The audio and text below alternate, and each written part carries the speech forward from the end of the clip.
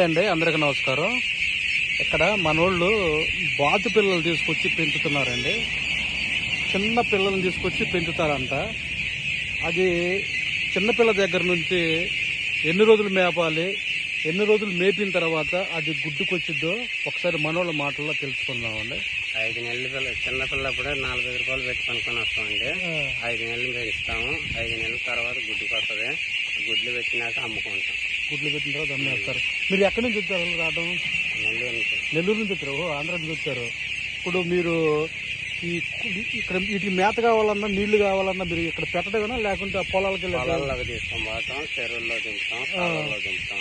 పొద్దు నుంచి ఉదయం సాయంత్రం మేపుతుంటారు.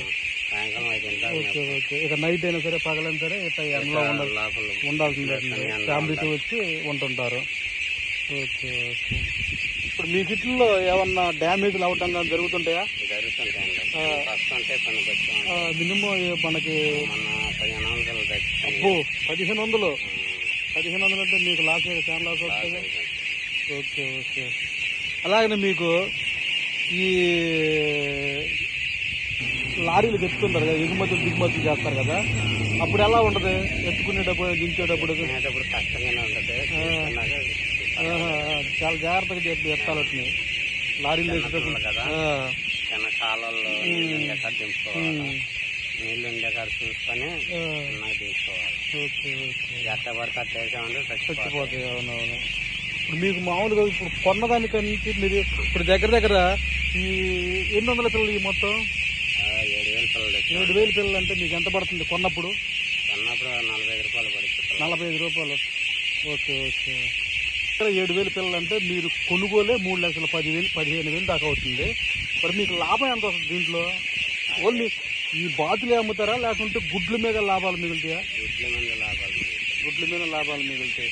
మరి బాతుల్ని మళ్ళీ కోయడానికి కానీ అటువంటి కానీ ఏమైనా అమ్ముతారా? గుడ్లు పెట్టి మినిమం మీకు పెట్టుబడి దగ్గర 3.5 లక్షలు అవుతుంది కదా, లాభం 7 లక్షల వరకు మిగలొస్తుంది మీకు మామూలుగా? 10,000 వచ్చు, లేకపోతే 20,000 వచ్చు, 15,000 వచ్చు.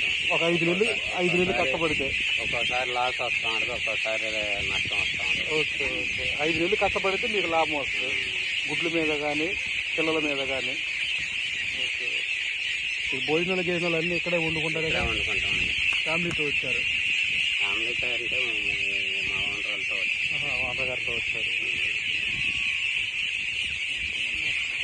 చూశారు కదండి, పాపం మన అన్నోళ్ళు బాతుల పిల్లలు పెంచుకుంటూ ఇక్కడ జీవనాన్ని కొనసాగిస్తారు. ఈ బాతు పిల్లలు అనేవి చాలా చిన్న జీవులండి. ఎన్ని పిల్లలు ఉండవు చూడండి. ఈ ఎండకి వీటిల్లో దెబ్బతినేవి ఉంటాయి. నీళ్లు లేకపోయినా కూడా ఎక్కడన్నా నీళ్ళు లేకపోతే ఇంత పట్ట మీద ధాన్యం పోసి చూడండి, ఒడ్లు పోసారు. ఒడ్లు పోసేసి దాని మీద నీళ్లు పోసేసి వాటిని మేపుతున్నారు. వీటికి కంపల్సరీగా నీళ్లు ఉండాలి, ధాన్యం ఉండాలి.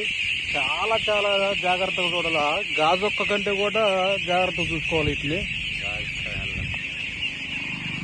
ఒకసారి చూడొచ్చు మీరు మొత్తం కూడా.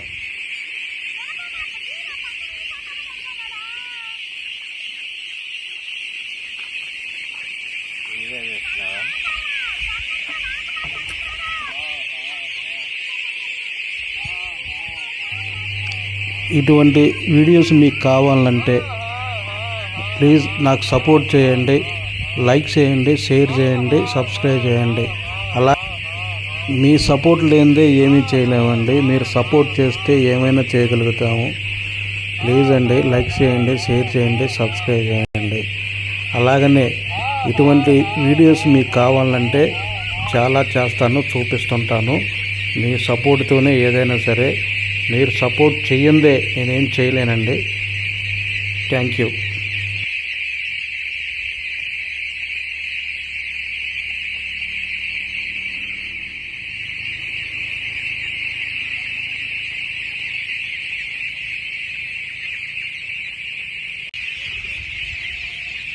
పాపం 5 నెలలు కష్టపడితే వీళ్ళకి మిగిలేది సరే ఎంతైనా మిగలనే కానీ దీంట్లో మటుకు చాలా చాలా కష్టం ఉందండి. బాతు పిల్లలు పెంచాలంటే కూడా మామూలు మాటలు కాదు.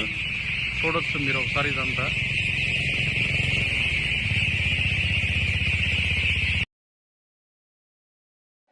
living out.